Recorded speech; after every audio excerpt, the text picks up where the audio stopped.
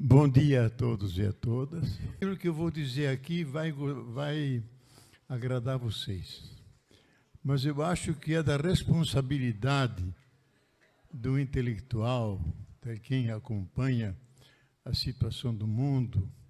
Eu, desde os anos 80, me ocupo intensivamente com a questão ecológica, porque ela representa o futuro da nossa vida e o futuro da nossa civilização. Então, nós temos que, a minha preocupação aqui é de alargar um pouco o nível de consciência de todos nós face aos desafios que estão sendo colocados a toda a humanidade e que obriga que nós pensemos as nossas estratégias práticas e também enriquecer as nossas estratégias teóricas. Porque não adianta fazermos grandes projetos e encaminharmos soluções que seriam inovadoras se de repente tudo isso é anulado pela transformação que o planeta está passando. Lembro aqui a primeira frase da Carta da Terra. Eu participei do grupinho coordenado por Gorbachev.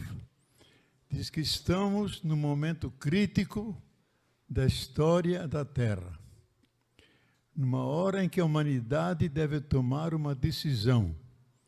E a decisão é esta: ou fazer uma aliança global para cuidar uns dos outros, ou então assistir à destruição da biodiversidade e à destruição da vida do planeta. Há uma coisa que nós podemos seguramente dizer, que é quase consenso da grande maioria da humanidade, que assim como o mundo está, não pode continuar.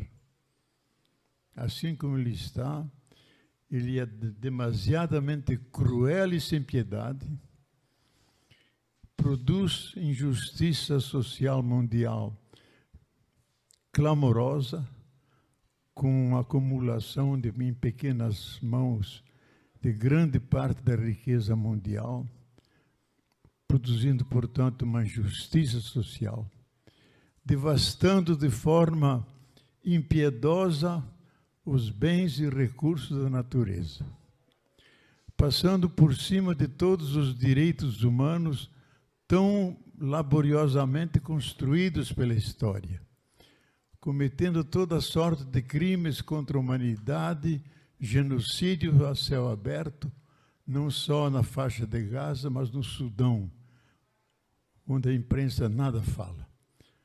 Há um extermínio fantástico de pessoas. Então, a situação não é boa da humanidade. E há o grande risco que a Terra não nos queira mais aqui. Aquilo que a gente fala da sobrecarga da Terra. Todo ano, no mês de agosto, os organismos da ONU publicam o nível da sobrecarga da Terra. O que significa sobrecarga da Terra? Que na dispensa da Terra, todos aqueles bens e serviços, os indígenas falam as bondades da natureza, todos os bens e serviços fundamentais para a vida, como água, solo, biodiversidade, climas, são 9 itens. Eles estão se esgotando sistematicamente. No dia 24 de agosto de 2024, houve a sobrecarga da Terra, isto é, todos esses elementos fundamentais para a vida não existem mais. Foram consumidos pelos seres humanos. E como nós não diminuímos o nível do consumo, arrancamos da Terra aquilo que ela não pode dar. Na verdade, nós estamos precisando de uma terra e meia para atender o consumo suntuoso de uma pequena porção da humanidade, mas que afeta toda a humanidade. Precisamos de uma terra e meia que nós não temos. Não temos. Então, como a Terra é um superorganismo vivo, isso é um dado da ciência hoje, Gaia, que ela continuamente produz e reproduz os meios para ela continuar viva e continuar produzindo vida. Ela reage como todo ser vivo. Ela envia eventos extremos, grandes enchentes, grandes queimadas, níveis de calor insuportável, uma gama enorme de vírus, que já são mais de 10, 12, e alguns são letais. É a maneira como a Terra dá sinais a nós, que ela já não aguenta mais. Não aguenta mais. O pressuposto do paradigma moderno, isto é, da forma como nós habitamos o planeta, já há 3 séculos, era esse. Um crescimento e desenvolvimento ilimitado, no pressuposto falso de que a Terra tem bens e serviços ilimitados. O Papa, na sua encíclica Laudato Si, Como Cuidar da Casa Comum, no número 106, diz: é mentira pressupor que a Terra, um planeta pequeno, velho e com recursos limitados, suporte um projeto de crescimento ilimitado. É mentira. E como isso é levado avante, porque é a grande estratégia do sistema do capital mundialmente integrado, é nunca parar o seu crescimento. Eu mesmo venho levando uma discussão com vários cientistas, é a natureza, negando os bens e serviços que ele precisa para o seu projeto de crescimento ilimitado. Todos eles dizem: bof, você se engana. A lógica do capital é de tal maneira azeitada que ela criou para si uma jaula da qual ela não consegue se libertar. Ela vai explorar o planeta até ele ficar inabitável para eles e para nós. Para eles e para nós. Nós estamos queridas. Então, essa sobrecarga da Terra coloca para nós um problema.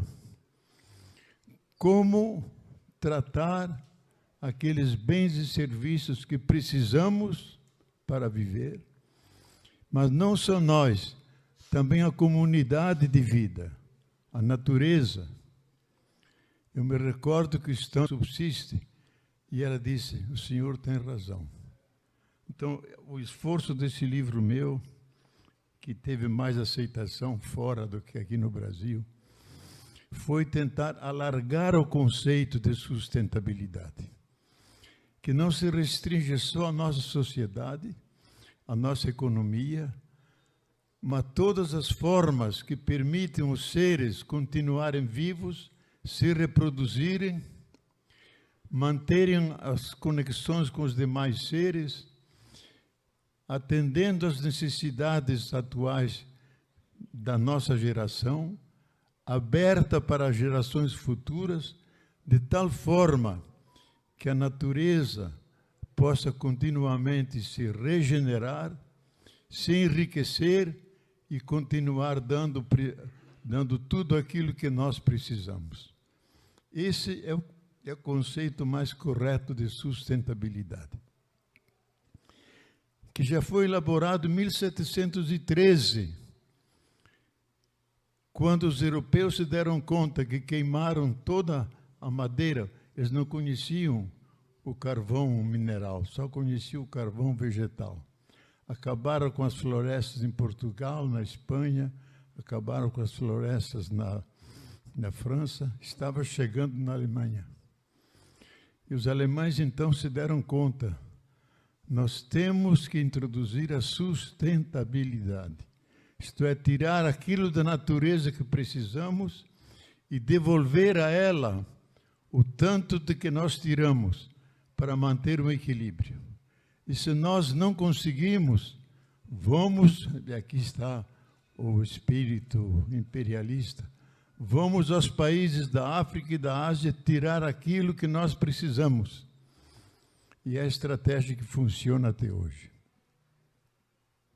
Então, esse é um problema que nós devemos pensar. A sobrecarga da Terra. The Earth Overshoot. Todo ano, no mês de agosto, a ONU publica os dados. E diz, nós não podemos chegar em novembro, porque se chegarmos em novembro, a civilização colapsa, entra em colapso. Nós não estamos indo ao encontro do aquecimento global. Nós já estamos dentro dele.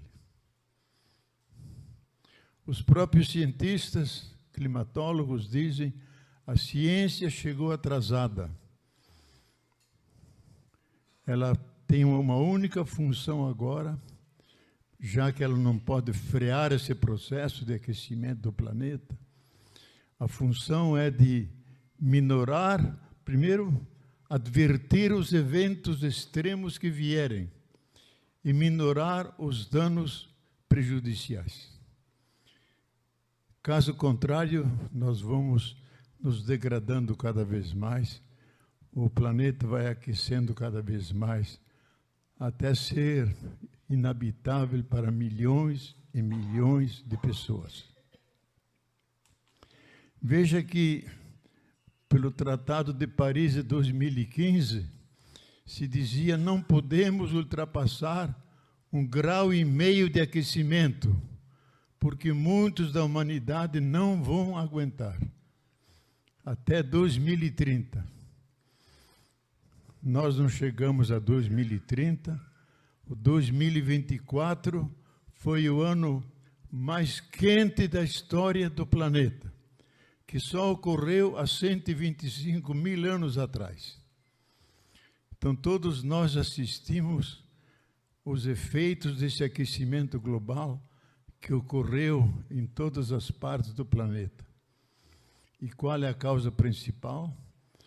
No caso do ano passado, foram lançados na atmosfera 37 bilhões de toneladas de dióxido de carbono.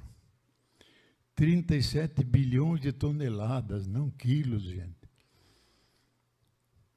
E 15 bilhões de toneladas de dióxido de metano, que é 28 vezes mais danoso do que o dióxido de carbono.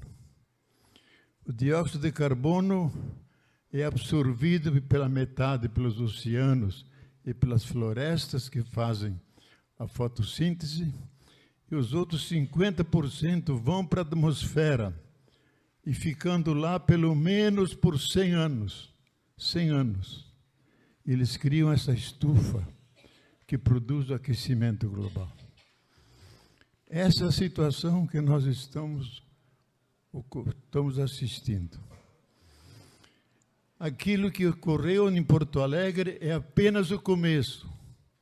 Os grandes incêndios na Amazônia, na Califórnia, no Cerrado, no Pantanal, é apenas o começo. A situação do planeta vai se agravar muito mais. Por isso nós temos que repensar nossas cidades, os mares estão subindo, o Oceano Atlântico já subiu 13 centímetros, em muitos lugares, ilhas que antes, pedaços de terra que antes tinham acesso a pé, agora são cobertos pelo mar. De tal maneira que a mudança atinge o planeta inteiro, em alguns lugares de uma forma muito mais grave, como na África e na Ásia. Quando esteve aqui James Lovelock, a Terra mudou. Então, nossos projetos não podem partir do pressuposto antigo, errôneo, de que a Terra é igual como antigamente era e podemos fazer nossos projetos. Devemos tomar em conta essas modificações todas que ocorreram. Então, esse aquecimento global é efeito daquilo que se chama o antropoceno. Isto é, o ser humano é o meteoro rasante que produz a destruição da vida e o aquecimento global. O antropoceno passou a necroceno. Necros em grego é morte. Esse grande biólogo Edward Wilson, que morreu ano passado e era o maior cientista da área, criou a palavra biodiversidade, diz que de ano para ano, entre 70 e 100 mil espécies de seres vivos desaparecem, dada a voracidade do processo industrialista. E se nós vamos nesse ritmo, vamos prejudicar, como já agora no meio oeste norte-americano, que desapareceram todas as abelhas, eles não sabem mais o que fazer com o mel que não vem e com outros produtos que dependem da polinização, que os animais já se extinguiram. Então, esse dado do aquecimento global nós estamos assistindo no Brasil. Vocês vejam o que ocorreu no Rio de Janeiro, no Brasil todo, desses dias com calor de 35, 37, 40, 45 graus. Esse grande portal, DeepSeek, que colocou de joelho todos os grandes portais, porque é o mais sofisticado de todos, trabalhando com bilhões e bilhões de algoritmos, de uma maneira aberta, acessível a todo mundo e produzido com meios mais simplificados. Consultado, ele disse: o sistema neocapitalista, o sistema neoliberal é obtuso e está condenado à sua morte. Esse é o sistema dentro do qual nós vivemos. E toda a luta dos governos é que haja o PIB que cresça pelo menos um pouco cada ano. Essa é a nossa tragédia. E vejo que no PIB, tudo aquilo que conta, tudo aquilo que vale não entra. Só entram bens materiais. Não entra amizade, não entra o amor, não entra a lealdade, não entra a compaixão, não entra todos aqueles gestos humanos que nos faz tipicamente humanos. O PIB supõe um animal faminto, que é o ser humano, que acumula mais e mais bens materiais e com isso se reafirma face ao mundo. Então, tudo isso nos leva a pensar numa mudança na forma como nós habitamos o planeta. Eu lembro aqui uma frase de Zygmunt Bauman, que era um dos grandes analistas das tendências ecológicas mundiais. Uma semana antes de morrer, em Valência, disse: ou nós nos damos as mãos e trabalhamos juntos, ou então vamos engrossar o cortejo daqueles que vão na direção de sua própria sepultura. O secretário da ONU, Antônio Guterres, toda hora repete isso. Nós estamos preparando a nossa cova. O Papa Francisco, 5 vezes no Twitter, ele é muito frequente, é muito presente no Twitter. Mas claramente eu disse na encíclica Fratelli Tutti, todos irmãos, todas irmãs, que desta vez não há uma arca de Noé que nos salve. Todos estamos no mesmo barco. Ou nos salvamos todos, ou ninguém se salva. Ou nos salvamos todos, ou ninguém se salva. Eu posso imaginar que isso não agrada os ouvidos de vocês. E não agrada o ouvido de ninguém. Eu mesmo me considero um pessimista esperançoso. Um pessimista porque a realidade é péssima. E ninguém pode negar isso. Veja os níveis de pobreza, miséria, guerras que há no mundo, que nos leva a ter uma visão pessimista sobre o futuro da humanidade. Mas, ao mesmo tempo, esperançoso, porque nós conhecemos que a Terra e a vida passaram por 15 grandes dizimações e sempre sobreviveu. Nós estamos na pior fase da humanidade, onde o fogo está tomando conta do planeta. Vocês assistiram os grandes incêndios que ocorreram na Califórnia, na Amazônia, na própria Sibéria, que é úmida. Em parte é por causa dos próprios seres humanos, que em função dos seus negócios está com fogo nas florestas. Por outro lado, o solo ficou tão seco e o aquecimento se acresceu que esquenta as pedras e os gravetos e secas folhas que estão em cima começam a se incendiar e produzem incêndios por todas as partes. Nós vivemos essa última fase, que é a fase mais grave da humanidade, do Piroceno, a era do fogo. Como diz a Escritura, o fim do mundo vem a partir do fogo do céu. Que isso não aconteça.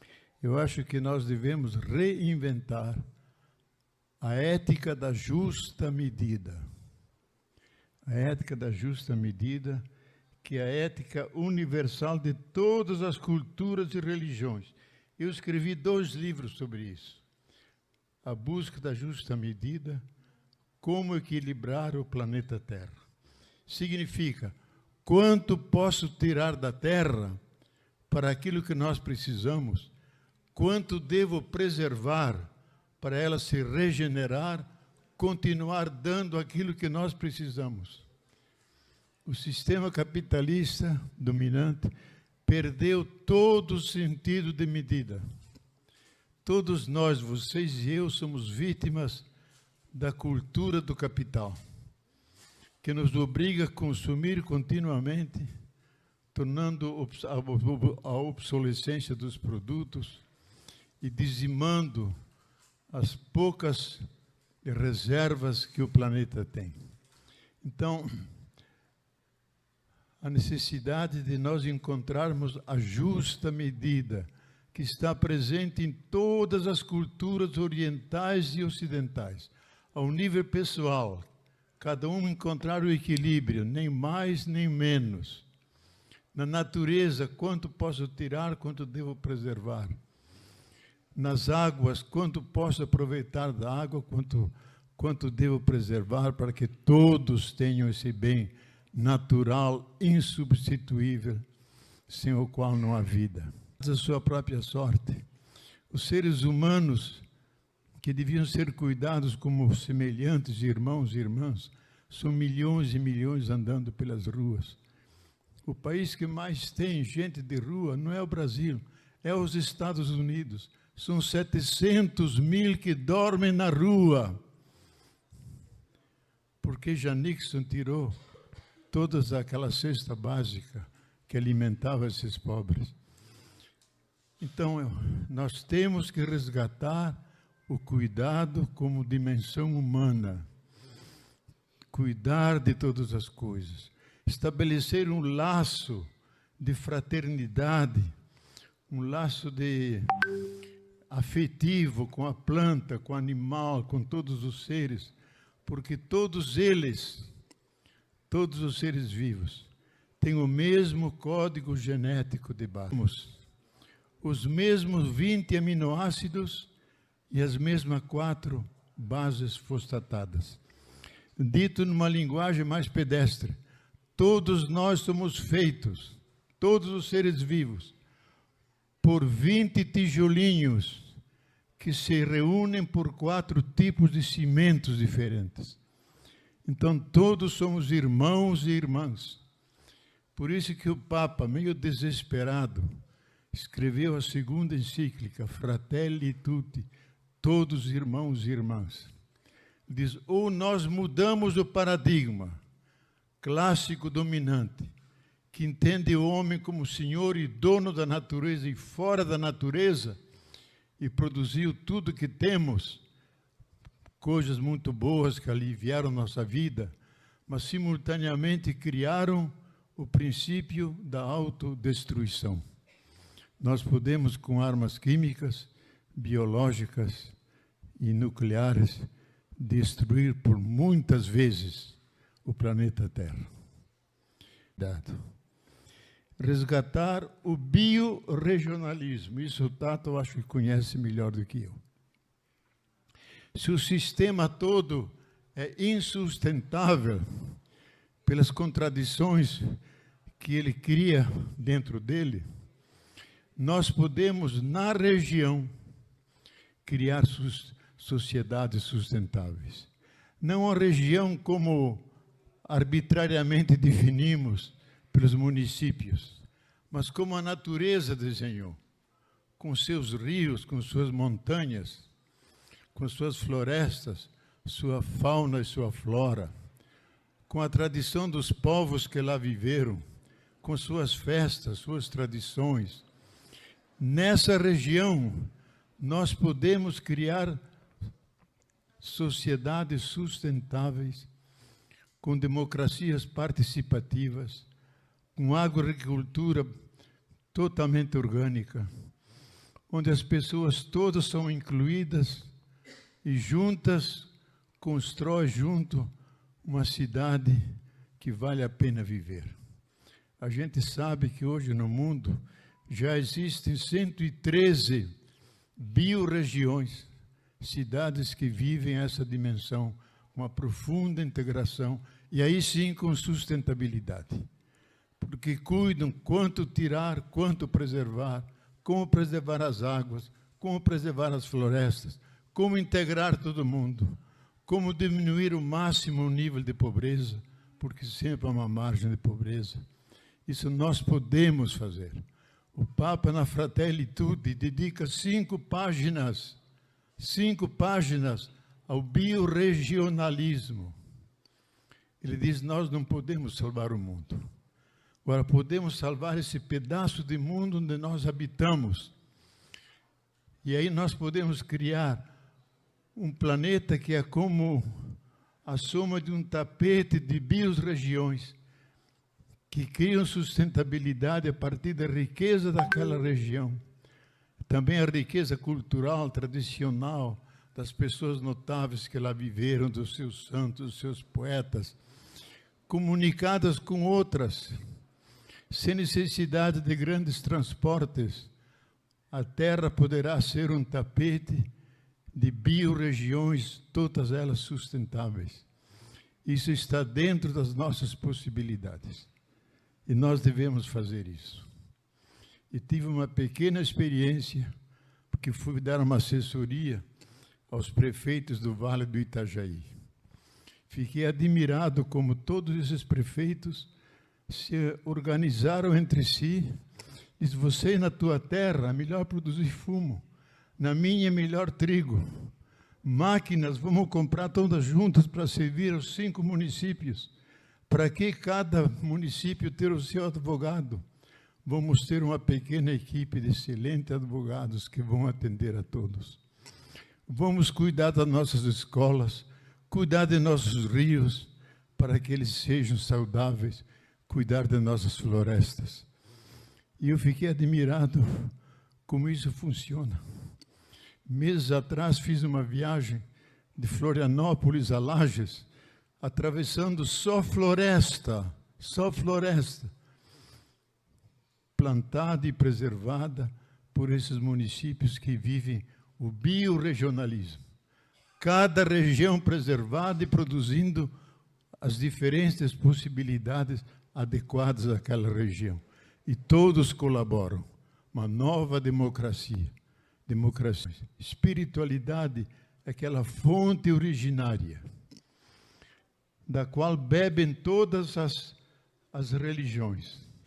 Eles chamam a espiritualidade natural. Diz que ela pertence à natureza do ser humano como pertence à natureza do ser humano a inteligência, a vontade, a libido, tudo isso que nós fazemos. A espiritualidade é base fundamental do ser humano. Como ela se manifesta? Se manifesta pela solidariedade, pelo amor indiscriminado, pela compaixão com aquele que sofre, pelo cuidado com tudo aquilo que vive e existe, pela relação amigável com a natureza. Isso é espiritualidade. Espiritualidade natural, que nós cobrimos com um manto de cinza, de tal maneira que ela não pode aflorar. Então ele coloca como tarefa que escreve aos professores de todos os Estados Unidos, que comece a ensinar as crianças já na escola a viver essa espiritualidade natural da natureza humana. Porque se nós não vivermos isso, não teremos a energia suficiente para tomar aquelas decisões que nos poderão salvar. Então, o Raimon falou aqui da espiritualidade, ela também falou da espiritualidade. Se nós pudermos unir a espiritualidade das religiões com essa natural, tanto melhor. Mas não necessariamente.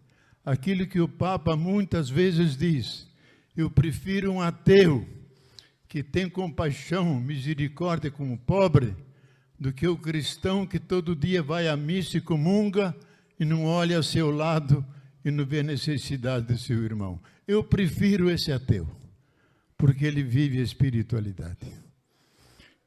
Então eu acho que nós devemos resgatar esses valores da justa medida, do cuidado, da ética, da justa medida e a grande função da religião e resgatar essa dimensão profunda dentro de nós, que é a dimensão espiritual. Obrigado.